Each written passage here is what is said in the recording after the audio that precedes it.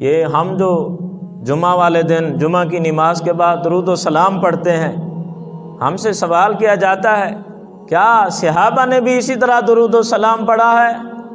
میں نے کہا جس طرح صحابہ نے درود و سلام پڑھا اس طرح کون درود و سلام پڑھ سکتا ہے؟ صحابہ کرام تو دنیا سے پردہ فرمانے کے بعد بھی درود و سلام پڑھتے رہے۔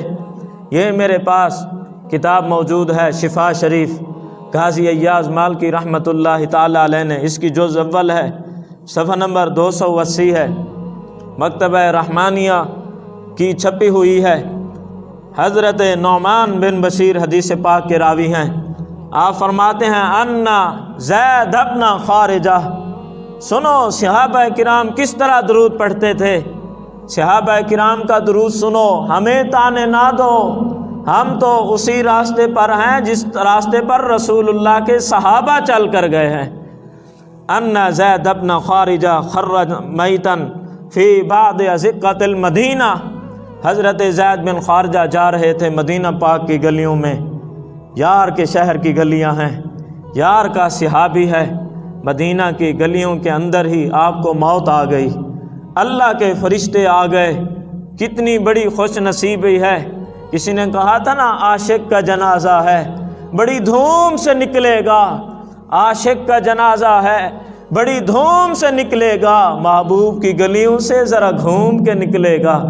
تو یہ صحابی رسول جا رہے تھے، موت کا وقت آ گیا، اللہ کی طرف سے فرشتہ آیا اور آپ کی روح مبارک قبض کر لی۔ آپ مدینہ شریف کی گلی کے اندر ہی جناب وہیں پہ گر پڑے۔ صحابہ کرام نے آپ کو اٹھایا، گھر لے آئے۔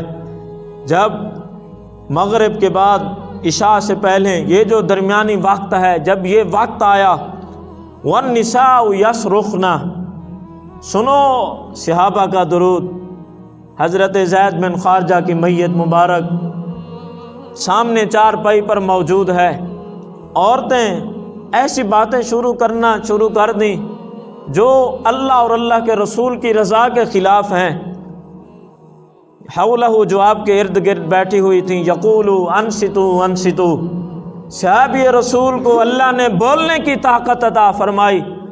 آپ نے ان عورتوں کو جو اللہ اور اللہ کے رسول کی مرضی کے خلاف الفاظ بول رہی تھیں، صحابی رسول جو پردہ فرما گئے ہیں وہ بولے انصتو انصتو، اے عورتوں خاموش ہو جاؤ، خاموش ہو جاؤ، یہ تم کیا کر رہی ہو؟ آگے فرمانے لگے جب عورتیں خاموش ہوئیں کہ ہم تو جس کو سمجھ رہے تھے دنیا سے یہ تشریف لے گئے وہ تو زندہ ہے، ہم تو زندہ پر رو رہے ہیں، تو یہ تو رسول اللہ کے غلاموں کی شان ہے، یہ شان ہے خدمتگاروں کی، سرکار کا عالم کیا ہوگا؟ تو آپ نے فرمایا محمد الرسول اللہ، فرمایا عورتوں تم یہ کیا باتیں کر رہی ہو، تمہیں پتہ نہیں ہے حضور اللہ کے رسول ہیں؟ النبی الامی، حضور اللہ کے عظیم نبی ہیں، الامی، ہمارے محبوب وہ ہیں کہ لوگوں کے اندر آپ کا کوئی استاد نہیں ہے، آپ کو اللہ نے خود پڑھایا ہے۔ آگے فرمایا وخاتم النبیین، فرمایا ہمارے آقا مولا صلی اللہ علیہ وسلم آخری نبی ہیں، اب حضور کے بعد کسی نبی نے نہیں آنا۔ جب رسول اللہ نے سمجھا دیا ہے، حدیث پاک کا مفہوم ہے نہ عورت گریبان پھاڑے، نہ اپنے جناب منہ کے اوپر تماچے مارے، اس طرح کا کوئی کام نہ کرے جو اللہ اور اللہ کے رسول کی مرضی کے خلاف ہو۔ آپ نے فرمایا یہ تم کیا کر رہی ہو، اب حضور کے بعد کسی نبی نے تو نہیں آنا۔ تو ختم نبوت پر پہرا دینا، ہمارے آقا مولا کے صحابہ جب دنیا سے تشریف لے گئے پھر بھی ختم نبوت صلی اللہ علیہ وآلہ وسلم کا دست دیتے دیتے جا رہے تھے، حتیٰ کہ آپ نے فرمایا وذکر ابا بکر و عمر و عثمان، ہمیں کہتے ہیں چار یاروں کا کیوں نام لیتے ہو؟ میں نے کہا ہم نے حضرت زید بن خارجہ سے سیکھا ہے، دنیا سے تشریف لے گئے، اللہ نے بولنے کی طاقت عطا فرمائی، تو آپ نے فرمایا ابو بکر، عمر، عثمان۔